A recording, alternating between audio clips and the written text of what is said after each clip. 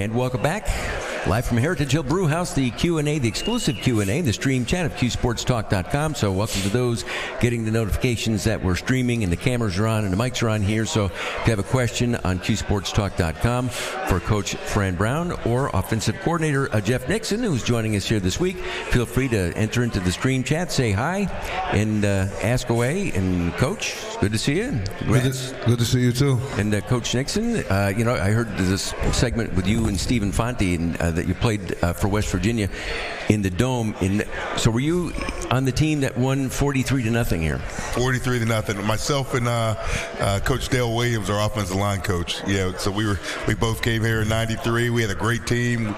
We finished 11-0 that year, and really took it to Coach Pasqualoni and Coach De Leon, two of my mentors. So I always let them know that. I probably booed you. Now that I think about it, because I was there for that game. But that was a great era, Big East, back when Syracuse. Big East football, and the game this coming weekend with UConn has that kind of feel too, that kind of an old school Northeast rivalry game there. That's why we're excited about getting the opportunity to play them. We look at it as a conference opponent. We just going to go to work to be able to play them, so we're truly excited about it. Question for you, Coach. I'm looking at some of the questions coming in here from QSportsTalk.com. Well, first going back to the Cal game for both of you guys. I know, Coach, last week you'd said that you really wanted to focus on having a fast start to the game, and you certainly were able to do that. And probably the best half of football for the team, offense, defense, and special teams all season long. Yeah, I thought everyone did a good job. I think that all three coordinators were locked in on being able to start fast and being able to help each other.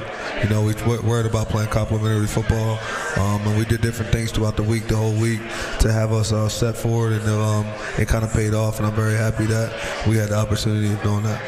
And Coach Nixon, when Coach Fran reached out to you about the position here, and then you started to evaluate players and watch guys on tape and guys on film, who, when you look back at that time, just jumped out at you, guys who were currently on the SU team that you looked at and said, there's something there and I can work with that?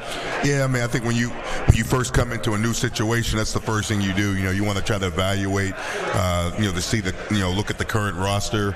And I was really pleasantly surprised at, the type of players that we have here. I thought we had some depth, up front, on the offensive line.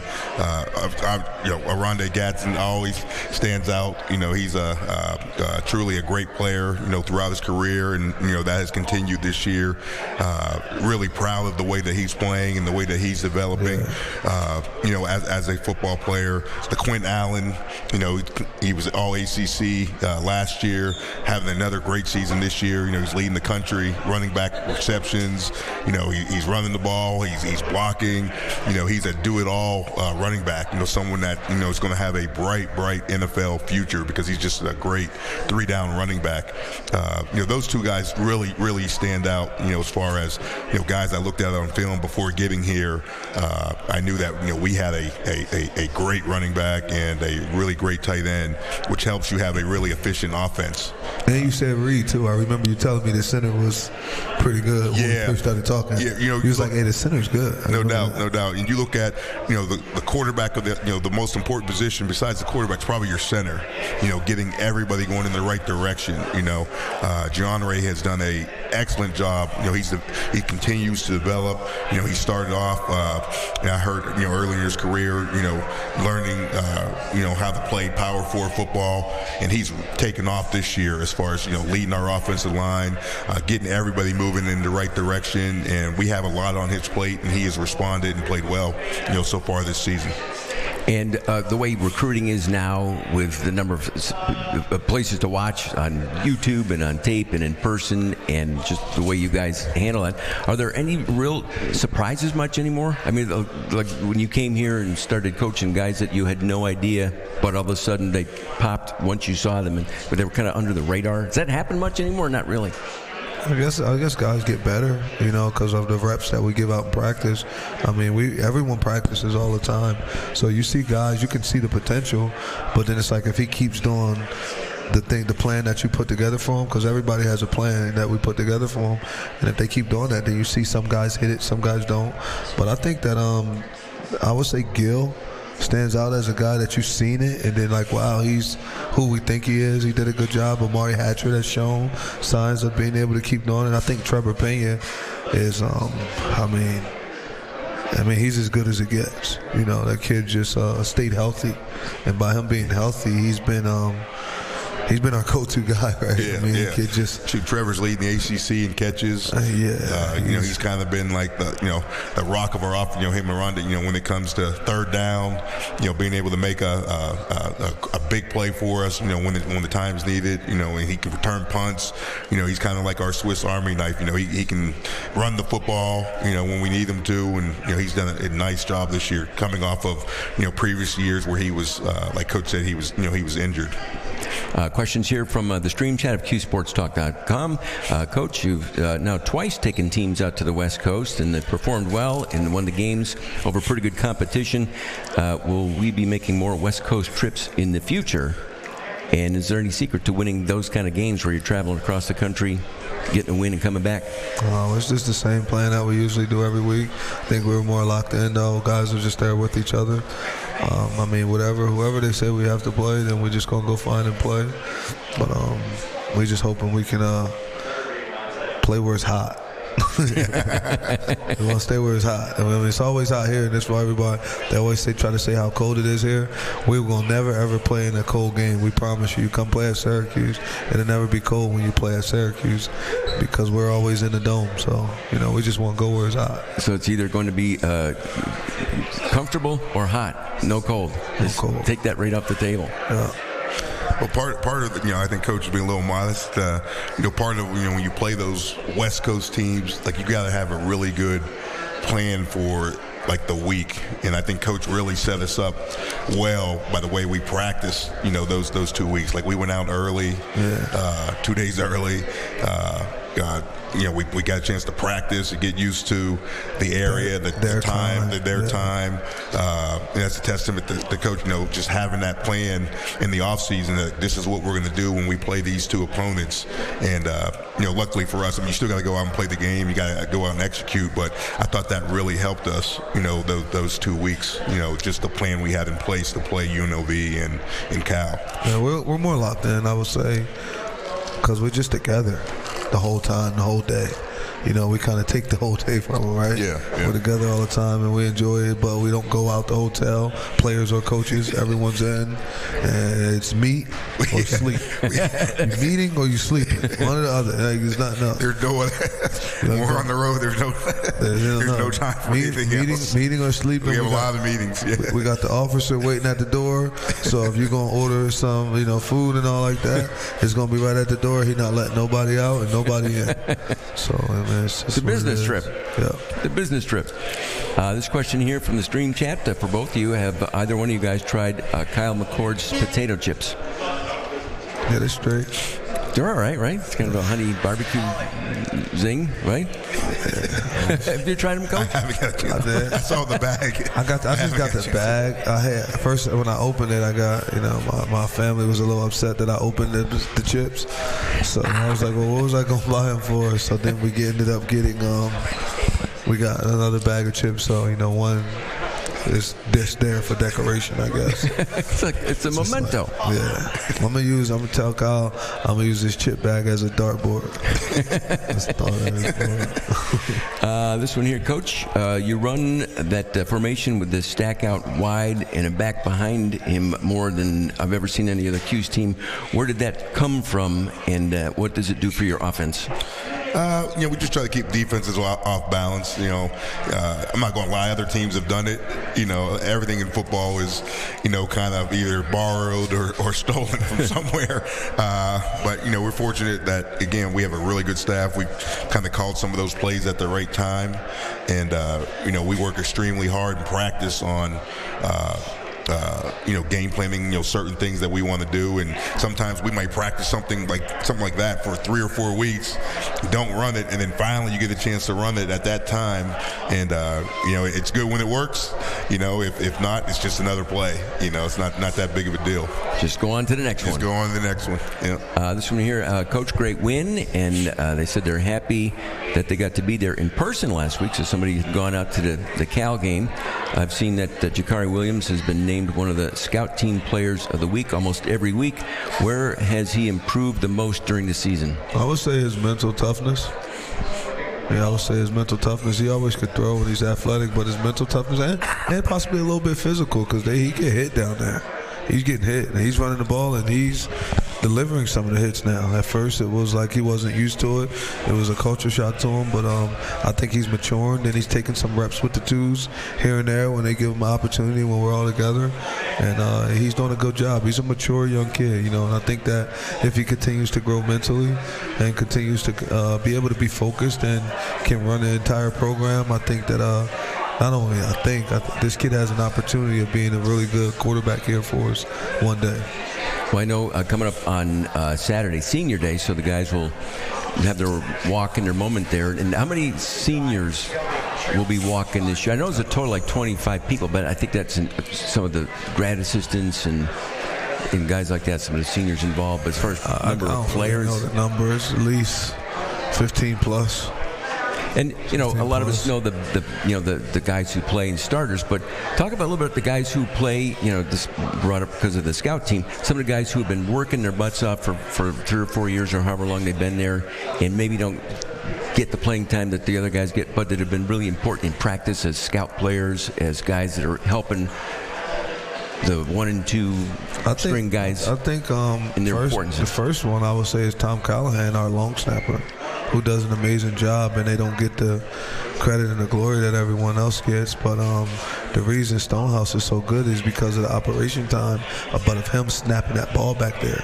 He gets it back quick, and he's a guy that's playing for us, and he's playing right now with a torn MCL, and he doesn't want to get it fixed because he wants to be here with his team because these are his last couple games. So I would say himself. I would say Braylon Ingram, who ended up losing his senior year because he tore his Achilles and he can't play this year, who's an amazing young man who's there every day at every practice with his pads on, supporting his team, doing everything needed. So, guys like him who keep the culture and keep everything going, and they make the other players here, I think, have a different perspective and a appreciation for the game of football and being a student athlete here at Syracuse, because you see a guy who can't play at all that's here every day, at every meeting, at every practice with his pads on, and he's not even allowed to participate in practice because of an injury, and he does it with a smile on his face. So, it's guys like that who won't get any credit, who don't even practice, that I take my hat off to, because that's tough. That's really what tough is. That's dark. We look at it. So like those guys is who we'll say. But I'm trying to think of what other guys. It's a bunch of guys that are all working. Like Josh Iola, who we just talked about, Jean-Marie Reed. But as Reed was injured and couldn't play a lot, he's been coming in every game now. He's playing from 25 to 50% of the game at center, and we won't even miss a beat. He went down. He was in for the winning drive, the tying touchdown against Virginia Tech at center, and this kid was a backup and now has been like a starter. They go in and out all the time. So you got him who's doing an amazing job, who's a senior, who deserves a little bit more attention than he's getting. So it's guys like that. It's so many though on our football team that I would be sitting here talking to you for a long time, because the offensive linemen don't get everything needed, like a Mark Petrie, who's a leader on our football team, who's doing an amazing job. Bradford, who's the other guard, I think that's doing a really good job. Savion Washington, who's our right tackle, who's came here and done a real good job. So all those guys, like on the offensive line, I would say those guys are doing really, really well, and everyone won't really necessarily know exactly who they are because of their positions, but we wouldn't be where we're at right now without those guys. Like, they're the real muscle and heart of the football team. And there's a lot of those guys that you always talk about that after they're done playing football and then are onto something else in life, whatever they end up doing, are going to be successful because of the way they've handled themselves on your team. Yeah, Braylon already has a job offer down in D.C. where he'll go, and it'll be cool for him to go down there and start working. In January, he goes and he starts right after he graduates. So, that's something that we do with our Syracuse 60. You have an opportunity as soon as everything's done. We're going to make sure you have a job within 60 days. That's why it's called Syracuse 60, because someone from the Syracuse community or someone that's a Syracuse alum, everyone's involved, and we'll make sure that, you know, you have an opportunity of going out and representing Syracuse the same way they did. Question for Coach Nixon. Are you happy with the growth of Willis this year? I am. You know, he's going to be a tremendous player for us. You know, he has size. You know, he has quickness. You know, he has speed. I think you could see a little bit of the tip of the iceberg. You know, just against UNLV. You know, with him, you know, breaking off, you know, those 2 runs, the 1 long touchdown run. He's a kid that has tremendous potential. He's still learning our offensive system, but he's done a nice job, and his role is going to continue to grow and grow. You know, throughout these you know, next couple of years. Question from Satchel. With the transfer portal opening up in a couple of weeks, will the hibachi be back up in the dome? Probably not. I mean, no. It's basketball season now. Right. You know, it's on. It just depends. It depends on who's coming in and how we want to do it, where we're at. The number one thing that we're worrying about, the transfer portal is not going to be real big for us this year.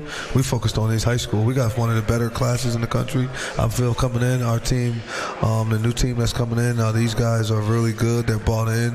They're already involved. So, you know, I feel that we're focusing on our high school guys. And then after that, if there's someone out there that we feel will be a good fit, that will be able to fit our culture, then we'll go and do that. But we're really just focusing on building our team the right way. We're going to go and look for guys. If there's somebody with 2 or more years, then that would make sense to us. But if not, we're kind of going, I think we're pretty set what we have. I think we got all the pieces that's needed. All the players on our team are ready to step in and fill the way he runs the offense. Everyone gets reps. They're all getting opportunities. So he's already seeing what he needs to see from the 2s and the 3s, etc. And then on the defensive side of the ball, it's going the same way. So we're excited about the high school guys. You know, we're excited about December 4th being able to sign those guys and having those guys on campus. And then by us having a bowl game after Christmas, those guys will be able to practice with us since they're early enrollees. You know, and that's what I'm happy about. You know, for me, I can't speak for Coach Nixon, but that's what I'm excited about when it comes to the transfer portal. We're not really focused on that. You know, I'm excited about high school. Those extra practices really mean a lot. I mean, between the November 30th game and the bowl game, you get how many practices are in there? It's like 15. 15? Yeah. It's like another spring ball. Yeah, and that's huge for the development, not only getting ready for the bowl game, but then for the guys for next spring. Yeah, they get a chance to continue to learn the offense and defensive system, and they just get valuable reps that are going to help them as they get prepared for spring practice and, you know, obviously the following year. Now for the Connecticut game coming up on Saturday, from your side of the ball there, Coach Nixon, when you watch UConn on defense, what are you looking at, and what are you guys going to have to do offensively on Saturday? I tell you what, Coach Moore and his staff, they do a great job. You know, you look statistically, you know, they're one of the top defenses in the country. They do a great job up front, you know, with their pass rush schemes and you know, their run stunts and so forth. You know, Coach Moore is a veteran coach. You know, he's been around for a long time. You know, he's a defensive guy. You know, so like I said, we're going to have our hands full. You know, we're having a great week of practice so far. You know, I think our guys are preparing the right way, and you know, I think we have a really good plan, and you know, we're looking forward to, you know, going out and executing and having a good day on Saturday. And Coach Fran, maybe during your press conference, you mentioned not only for the UConn coach and their staff, but just in general, there's a lot of former NFL coaches in college football right now. There's a lot of guys with NFL experience, including Coach Nixon here. Yeah, it is. It's good for the game. You know, I think it's good to go to college, or it's good to go to the NFL, like to be on either level. It's almost becoming the same game, you know. So I think it's a good deal for football. I think it helps with a lot of kids. Some of them feel they'll have a better opportunity of playing in the NFL if they play for former NFL coaches, because of the contacts that NFL coach has. Like Coach Nixon's been in the NFL for 15 to 28, something like that. So when he's been in the NFL that long, he's made so many connections, so many people, so many ones he knows. So it's nothing for Coach Nixon to call if you're a guy that may be a late round free agent, and we can make some calls to help you out, to get you a real opportunity of getting a true shot, and not just, you know, a camp invite and things of that nature. Now, the guys on UConn, Coach, I know you've recruited a bunch of them, so you know them pretty well. Yeah, I know some of them. So this, obviously not just a rivalry game like in an old Big East way, but a competition for recruits. I mean, it's a Northeast game, obviously, and Connecticut's going after some of the guys, same guys that you're going after. We just locked in on this game. I'm not worrying about who they're recruiting, who we're recruiting. We're worrying about playing this football game. We want to go out and play this game. This is the biggest game of our season. This game means a lot to all of us, and we were focused on this game. I mean, if you watch us practice, we're focused on being able to play this game. This game's going to be important. This will be a 4-quarter football game, and we have to focus on this game and nothing else but the football game. And the part of the ceremony will be Coach Mack being honored, and his family will be there for him being put on the Ring of Honor. And I know that you know all about Coach Mack, and you've heard the stories and talked to former players and fans and whatever. How's that feel? What's that mean when you're there for a ceremony like that, to see a guy and go with those legendary names are already up there in the dome? I mean, it's something as a young kid you look to, and it's like, wow, I want to do that one day. And then as an adult, as you're sitting there, you look at it, it's like, wow, I'm in a position that he was in when he first started. I want to be able to do that. You know, I want to follow those footsteps. I want to learn more about him.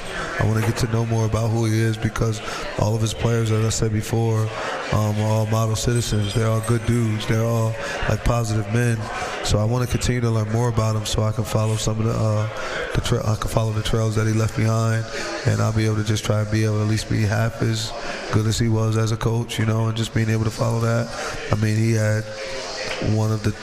coached one of the two best teams to ever play here, 1987, you know, 11-1, and that's really hard to do that. So he had structure, you know, and I think he was a really good coach. And all these kids, they're not kids, all his players at the time, who are grown men now, truly appreciated what he's done for them in their lives, and they all speak highly of him. And that season, that would have been Coach Mack's 7th season it took to build up the program to get to that spot. That was 1987. Would that happen today, in this day and age? Would a coach get that long, 7 years to get to that level and get an undefeated season? Or are people a little too quick on the draw and they want turnaround fast? They want 1 year, 2 years, or whatever, and then if it doesn't work after a couple, they make a change too fast. I can't speak for everybody. I know I had an opportunity of winning a national championship. I know Coach Smart's first year was, I think, 16, and he won a national championship 21-22. Almost did it again 23. So, you know, but I can't really speak for what the AD's type of. I think every situation is different. It depends on what pressure they're in, where they're at, and how much progress you're showing, right? I guess if you're showing progress, then maybe they'll stick with it or stick with you. I'm not sure. It depends on the school and what they want and what their expectations are. You know, I think everyone has different expectations. So it depends on the expectations of the school, and it depends on the standard of the coach. You know, and what has he put into the community, and what's everybody want? What are you looking for? You know, are you looking to be a national championship contender? Do you have national championship contender? Is it the mindset? Are you guys taking care of everything in that manner when it comes to NIL and things of that nature that are needed to compete for a national championship? The best players aren't just going to all of the same schools because of the coaching. You know, there's a lot of good coaches all over the world, but a lot of them are going because of the backing that the school gets from the alum and from people of that nature. So that's a tough question to ask. You know, it just depends. Coach Fran Brown and Coach Jeff Nixon, SU and UConn, coming up Saturday at noon. And you can also go to winnersgetwashed.com. I think it's the... Yeah, get your shirt. They got shirts, they got hats, shirt. They got everything. I was on there. Look at, I got it. I think I got it right here. You got, get one? Look at, you cool, got man. hoodies, trucker hats, crew necks, T-shirts. You got to get me one. You get them all... They come signed with your little, looks like your signature at the bottom there. Get me one. Get me that jacket. Get that jacket. That's a nice. Yeah. That's a nice jacket right there. Yeah, that's pretty sweet. Well, also, you got one, Coach Nixon. We gotta get you one too. You gotta get one of those. Me one. I got the T-shirt. They didn't give me the other stuff. No. Okay. Well, Well, there it is. I'll order you up. Hook me up. Hook you up with that Tell one. Paulie to get it. Paulie got all the money. Tell Paulie. right. Hook us up, bro. And we'll be straight. All right, well, noon, go Orange. The game on Saturday. Catch it here on TK99 and TK105. We'll be back here on Tuesday night. I think that's the final show of the regular season here. Oh, that's pretty cool. We'll see you back then. Pretty cool. Appreciate you, buddy. All right, good luck, Coach. Go Orange. Thank you. Coach Nixon, take care. See you next time here at Appreciate it. QSportsTalk.com.